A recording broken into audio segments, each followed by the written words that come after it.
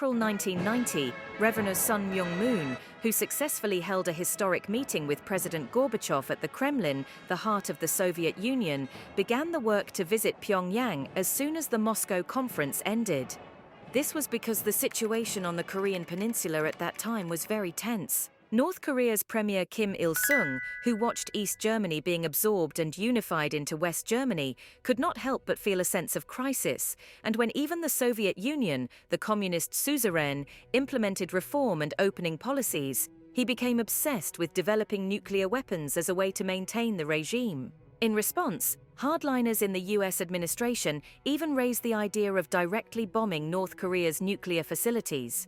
There was a widespread sense of crisis that another war could break out on the Korean peninsula. On November 30, 1991, when the situation on the Korean peninsula was in crisis, Reverend Sun Myung-moon, Dr. Hak Ja-han, and their party entered Pyongyang.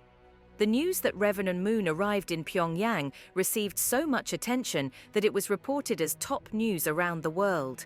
It was surprising that Reverend Moon, the pioneer of the victory over communist movement, went to Pyongyang, but also the fact that Premier Kim sent a special plane to Beijing to welcome him as the highest state guest.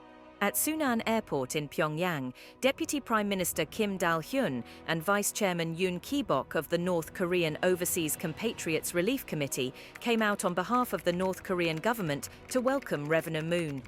At the welcoming feast held at the Magnolia Hall that day, Reverend Moon said, "Blood is thicker than water. Considering the 10 million separated families, the tragedy of division must end as soon as possible. However, with the help of God, the time of unification is approaching for us."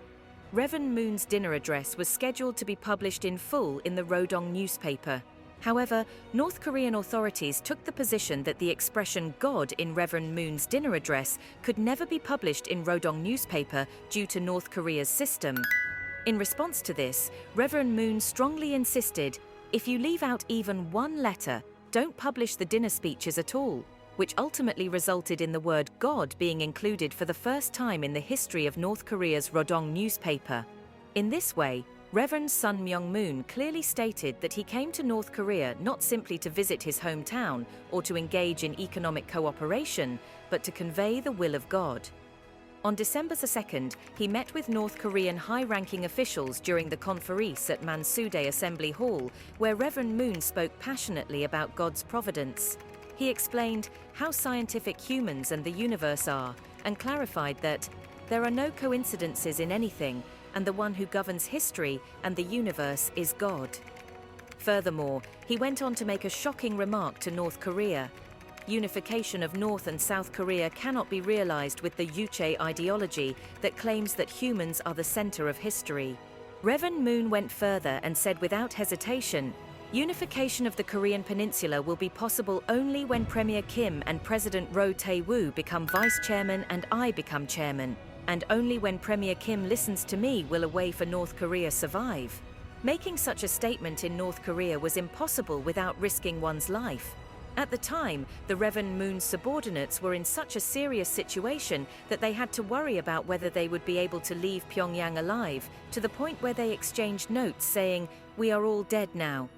The subordinates who were concerned reported to Reverend Moon, "Now it will be difficult to meet with Premier Kim," but Reverend Moon said, "Do you think I came here to meet Premier Kim Il-sung? I am here to spread the truth.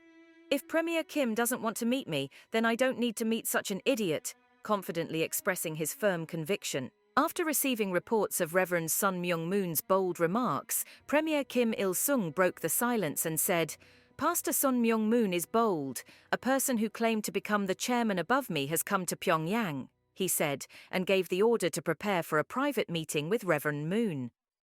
It was such a dramatic meeting that Deputy Prime Minister Kim Dal-hyun, who came to convey the information that Premier Kim had agreed to meet with him, said to Reverend Moon, "Since the Premier Kim said he would meet Reverend Moon, it seems that there is a person called God that you are talking about."